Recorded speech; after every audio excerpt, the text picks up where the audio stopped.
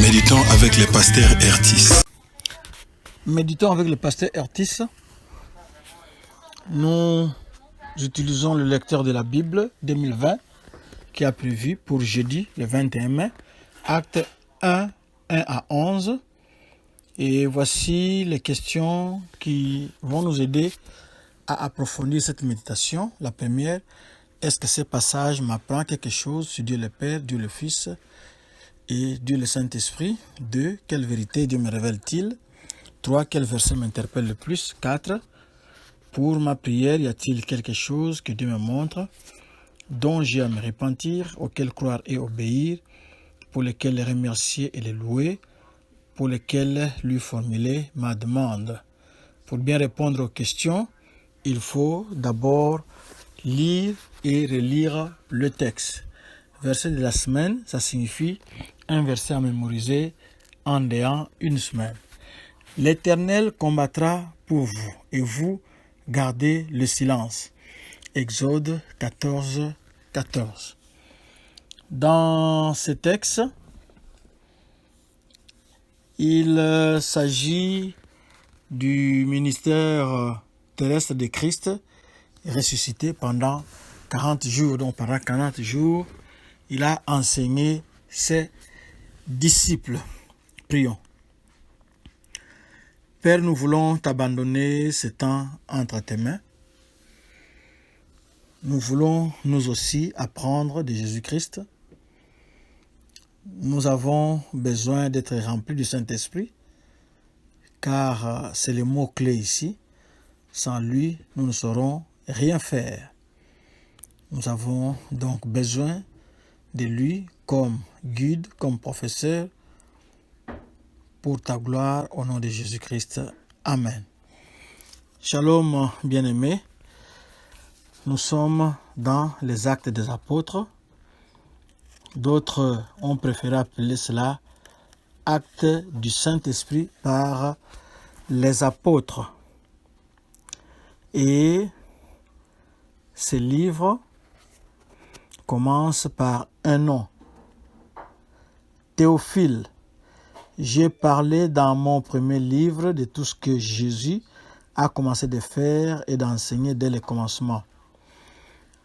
Celui qui a écrit les Actes des Apôtres, c'est l'évangéliste Luc. Le premier livre dont il parle ici, c'est l'Évangile selon Luc. Et ici, il écrit à Théophile. Théophile, c'est un nom grec qui pouvait représenter une personne de ce nom-là. Mais ce qui peut nous intéresser ici, c'est surtout la signification de ce nom. Il y a deux particules ou deux parties dans ce nom. Il y a Théo, Dieu, Phile, et aimer. Celui qui aime Dieu, celui qui est l'ami de Dieu. Le livre était adressé à Théophile, qui n'est plus pour le moment. Théophile, maintenant, c'est vous et moi qui lisons ce texte et qui aimons aussi Dieu. Alors, Luc l'a écrit pour nous. Et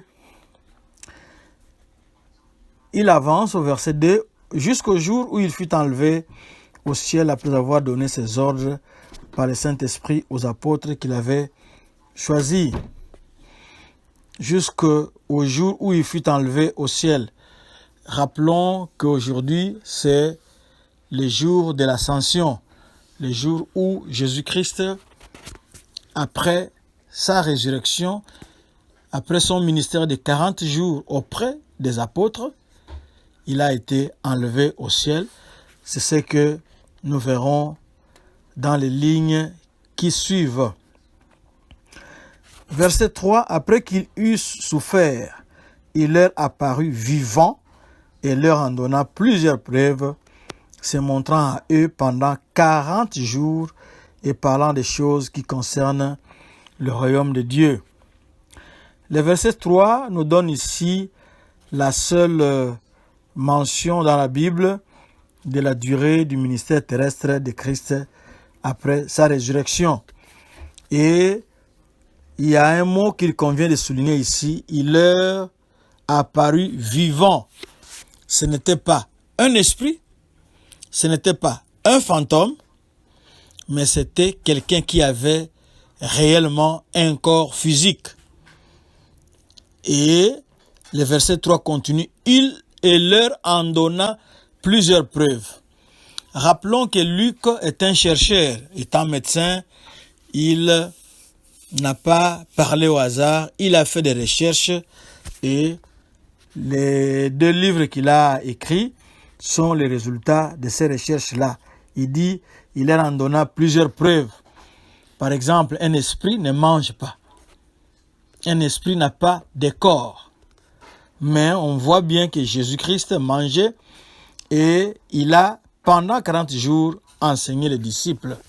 Bien sûr, ceux qui l'avaient rejeté ne l'ont pas vu. Il n'est pas apparu à eux. Il s'était réservé simplement pour ses disciples et il les avait enseignés. Nous pouvons voir les résultats de ces enseignements-là, par exemple dans Pierre. Pierre était peureux à l'arrestation de Jésus. Il a renié Jésus 3 fois, même devant une simple servante de rien du tout, servante du souverain sacrificateur.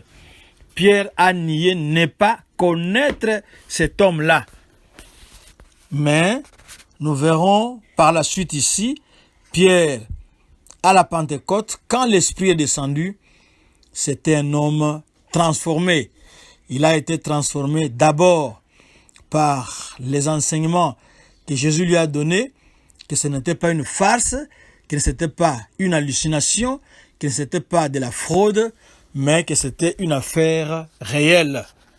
Jésus a été bel et bien ressuscité. Il était devant eux, il les enseignait, il marchait avec eux. Quand, à la fin du livre de Jean, quand ils sont allés pêcher, ils reviennent, ils trouvent Jésus qui a préparé, qui a allumé un feu au bord du lac de Génézareth, lac de Tibériade. Il a préparé du poisson, ils ont mangé, ils l'ont reconnu, ils ont parlé avec lui, etc. Donc ils ont vu que Jésus était bel et bien vivant. C'est le même Jésus qu'ils avaient vu mort, crucifié d'abord, mort, enterré, et c'est Jésus-là qui a laissé les tombeaux vides et qui était avec eux pendant 40 jours. En un jour, on peut se dire, est-ce que j'ai rêvé ou je n'ai pas rêvé? Mais non, Jésus s'est arrangé à passer avec eux 40 jours, leur donnant des preuves qu'il était bien vivant. Et c'est cette présence-là de Jésus-Christ pendant 40 jours qui a transformé les disciples de telle sorte que le Saint-Esprit est venu simplement les enflammer, apporter le feu pour qu'ils puissent être des témoins. Ils l'ont vu. Quand on peut suivre par exemple la prédication de Pierre les jours de la Pentecôte, il va affirmer à plusieurs reprises, pas même Pierre seulement, il va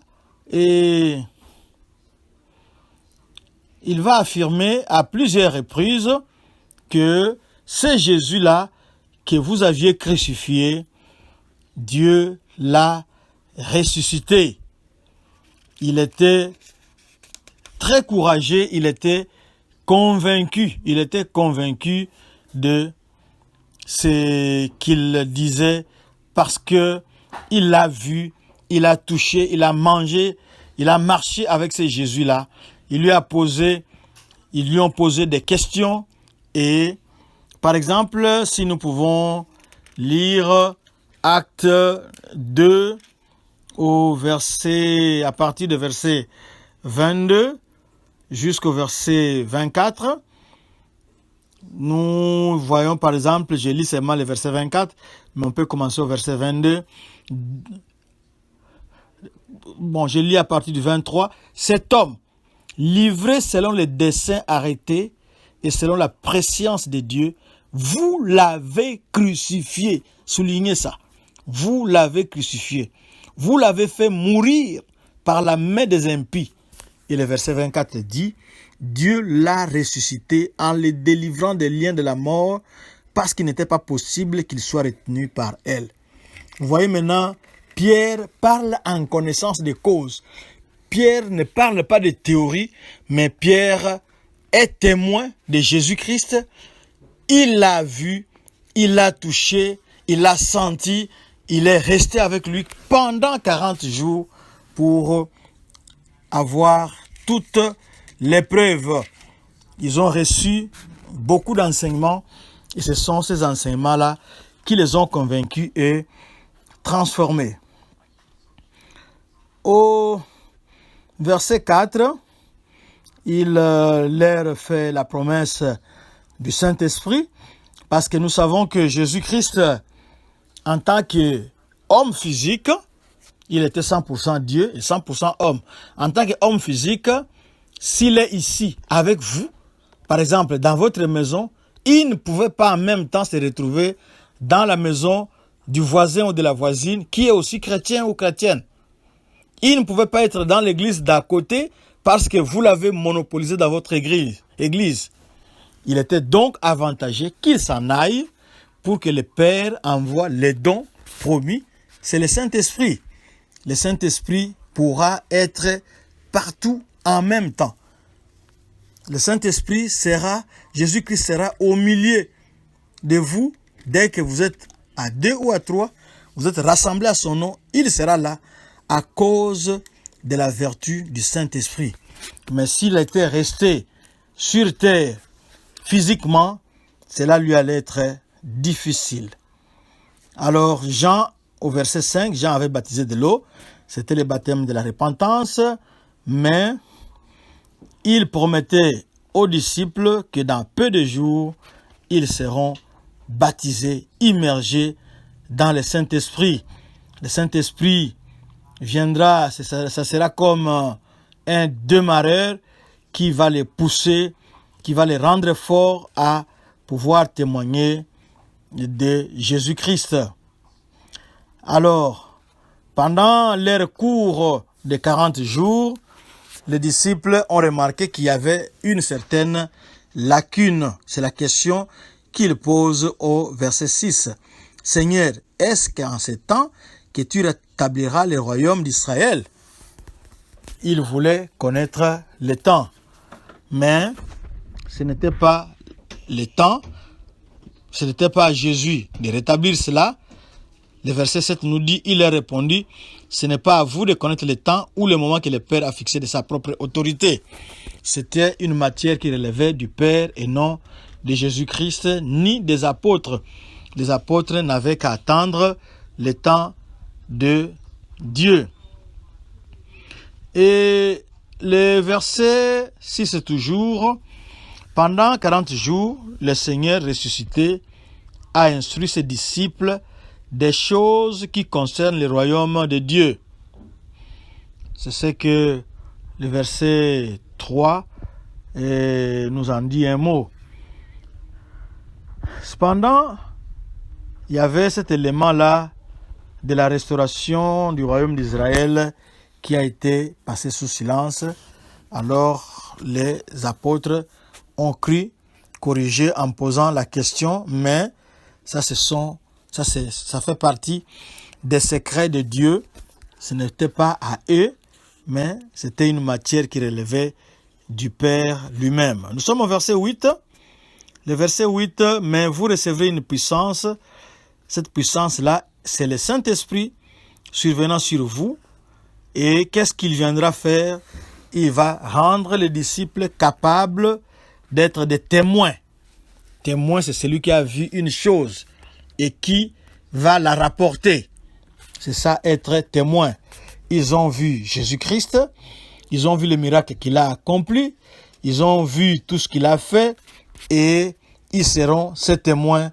Et nous verrons que Jésus-Christ leur donne un certain planning, un cercle excentrique. On commence par les petits points qui est Jérusalem. C'est ce qu'on verra en acte 2, verset 1er. Ce sera Jérusalem. Après viendra la Judée et la Samarie.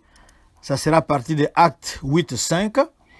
Et les mondes, les extrémités de la terre, ça sera à partir de Actes 8, 26 et suivante.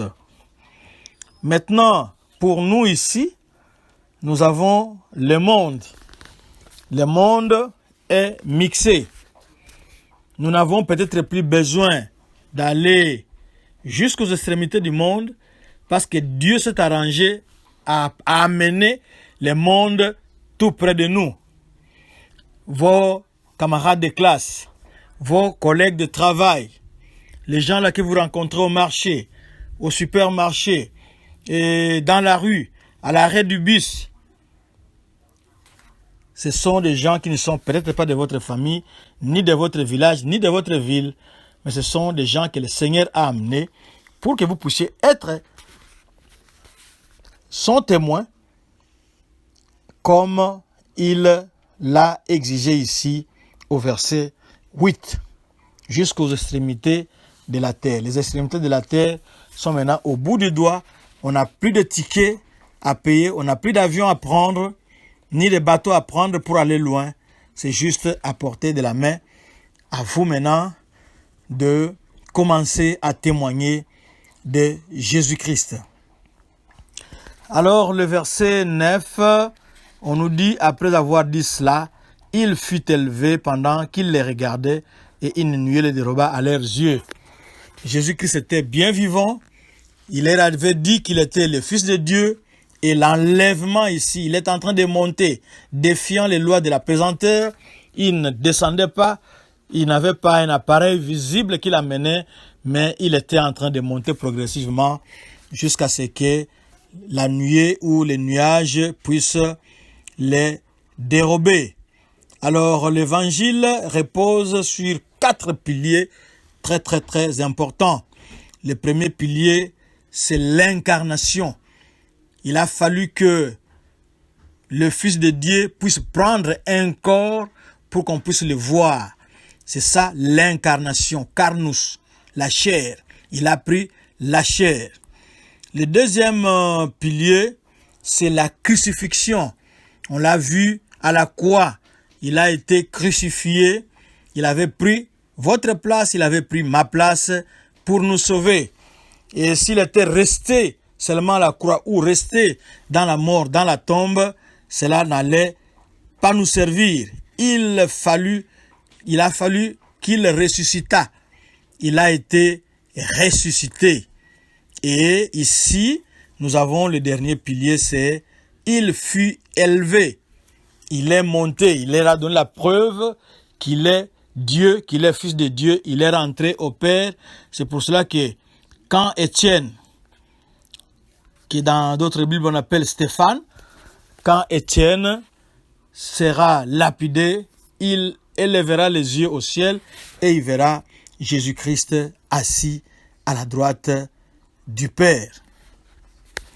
Le verset 10, les gens avaient les regards tournés vers le ciel et des hommes vêtus en blanc, ce sont des anges qui viennent leur apporter le message. Jésus-Christ qui est monté physiquement au ciel de cette façon-là reviendra un jour aussi de la même façon. Il est monté à partir de la montagne du mont des Oliviers. Il reviendra là-bas aussi pour établir son règne sur la terre. Alors, Jésus-Christ a donné toute le preuve. Vous qui hésitez, vous qui doutez encore, sachez que Jésus-Christ est Seigneur. Il était mort pour vous sauver. Il vous a donné les preuves. Si vous voulez les recevoir maintenant, nous allons prier. Seigneur Jésus, après avoir écouté ta parole, je crois que tu es le Messie. Tu es le Sauveur qui était venu me chercher, moi qui étais perdu, et me sauver. entre dans ma vie et transforme-la.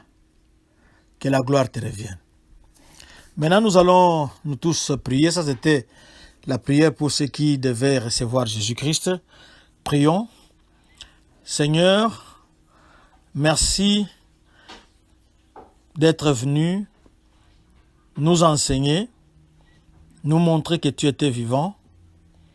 Merci surtout de nous accompagner, d'être avec nous jusqu'à la fin des temps et de nous donner, par ton Saint-Esprit, la capacité d'être tes témoins parce que tu es vivant au siècle des siècles. Alléluia. Amen. Notre adresse, www.églisedoxadeo.com.